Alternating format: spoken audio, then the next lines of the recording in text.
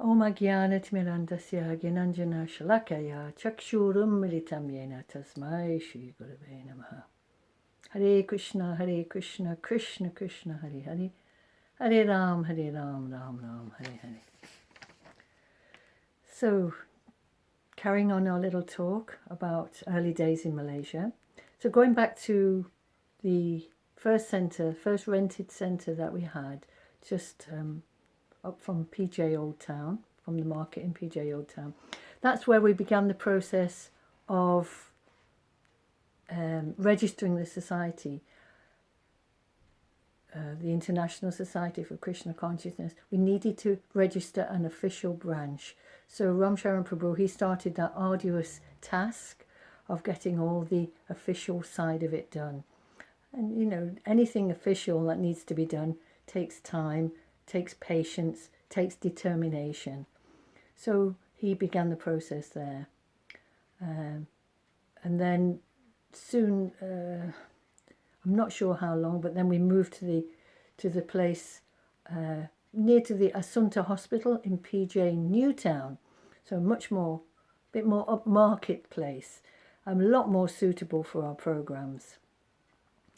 Remember the first week we were there, the first Sunday program that we had, we wanted to make it, you know, exciting and enlivening for everyone. So we put on a drama. I believe it was not the boatman and the scholar. No, Genie in the Bottle. We quite often used to do dramas, Ramshaw and myself. We used to do them in Manor, Bhaktivedanta Manor in London, UK.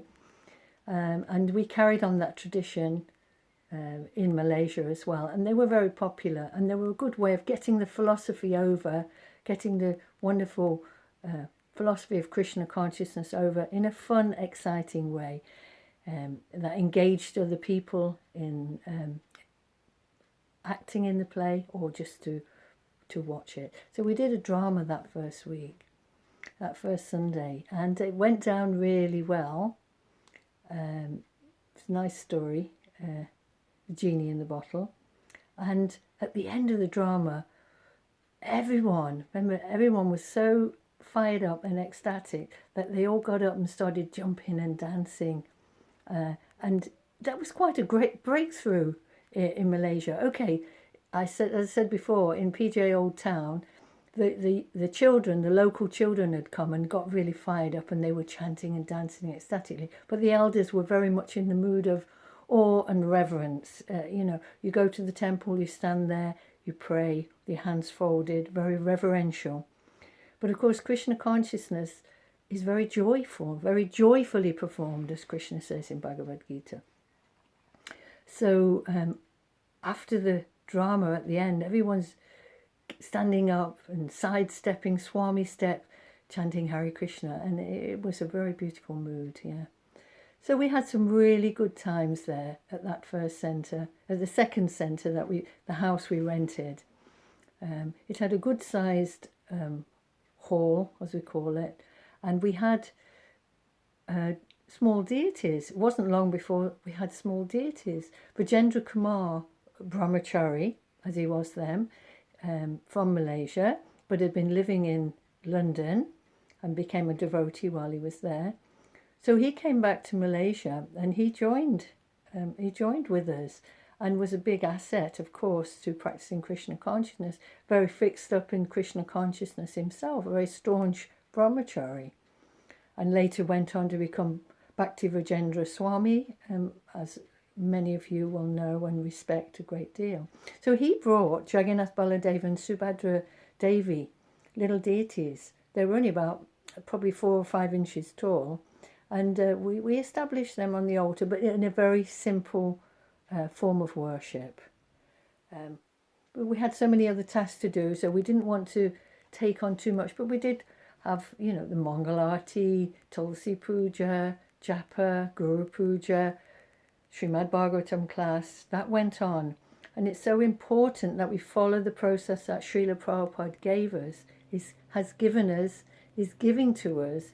If we follow that formula, he said the ISKCON sandwich, where in the morning we study Srimad Bhagavatam. In the evening, we study Bhagavad Gita. Then you go about and do your duties, whatever has to be done in the day. But if we have that ISKCON sandwich, then we can stay strong and fixed up in our Krishna consciousness. Everything will be so much easier. And as we saw, as I said before, we had no personal qualification. We didn't have any experience in running and managing a center. But we just simply tried to please our spiritual master, tried to follow his instructions, tried to practice and teach the local devotees what we had learnt during our stay at Bhaktivedanta Manor, like that. So evening we'd carry on doing book distribution.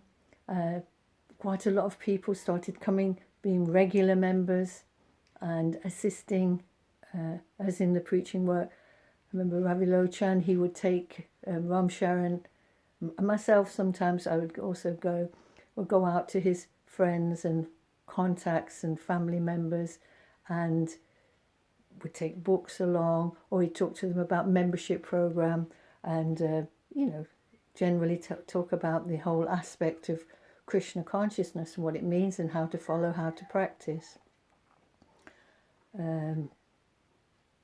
So that was always very good. So I've just got a few notes here to remind me of a few things. So Vijendra Kumar came and joined us, and it wasn't long before we got a car. And he used to travel outstation and go and meet his family and friends and contacts, and different contacts we made, and enroll life members or other members, or show them how to practice Krishna consciousness at home. And we found that the Malaysian devotees, the Malaysian population, were very interested and very eager to learn about the tenets of Krishna consciousness. As Srila Prabhupada said to us, we simply have to repeat what we've learned. Don't try and add anything else. Don't try and reinvent the wheel. Prabhupada's given us everything. He's given us a complete process. We simply have to follow it, and success is guaranteed. And even if we're not successful, seemingly on the outside, materially, it might not seem very successful, but we have to carry on. There were stories about Srila Prabhupada in the early days when he was preaching in America, and devotees would arrange different programs for him. So sometimes not many people turned up from those programs. Sometimes hundreds and thousands of people turned up, but sometimes not many people. And devotees would be, upset and a little bit discouraged. But Prabhupada said, no, we preach to the walls. He said once he preached in a garage. It doesn't matter. We just give out this message. We don't be attached to success and failure, but we just try to serve our spiritual master and ultimately Shri Chaitanya Mahaprabhu and ultimately Shri Radha and Krishna. Okay. So it wasn't long before, so people started joining, young men started wanting to become brahmacharis and stay in the temple. And it wasn't long before we had two very active Sankirtan parties going out all week, coming back at the weekend for the Sunday feast, and travelling all over the country and distributing books and generally sharing their knowledge of Krishna consciousness. It was very exciting times. A lot of people joined at that time. I remember Ram Sharan, he was the temple president and he was the main preacher, and he would give a lot of the lectures till other people were coming up to the stage where they could. And my main duties were just serving and assisting in the best way that I could, which is, cooking, cleaning, deity worship, keeping the home fires burning, keeping everything going. We had a nice compound in this house near the Asunda Hospital, and there was a beautiful tree there. It was frangipani tree, and we used to pick the flowers from that and make flower garlands and offer to the deities. And I think it was Tyaga Chaitanya Prabhu and his wife at one point they used to bring these beautiful flowers, little parijata flowers, very, very sweet white flowers with an orange stem. And they were lovely to offer to our Jagannath, Baladev and Subhadra. As you can see, I also have Jagannath, Baladev and Subhadra in the background there. So that's my little home altar, simple home altar now. Hare Krishna. See if there's anything else in my notes, just bear with me. Oh yeah, so we had 2 Sankirtan parties of brahmacharis going out regularly. So by that time we'd not only had a car, but we also had 2 vans. And all this was funded by book distribution of one kind or another. And donations, kind donations from local devotees, you know. We kept the whole thing ticking over very nicely. And we used to try and have nice Sunday feasts, ISKCON style Sunday feasts.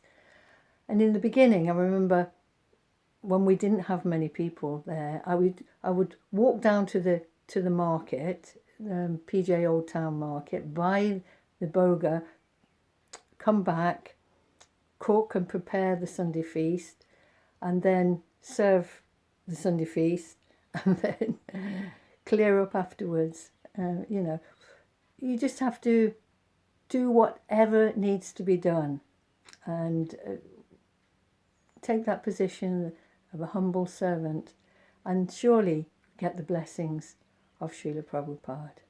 Hare Krishna.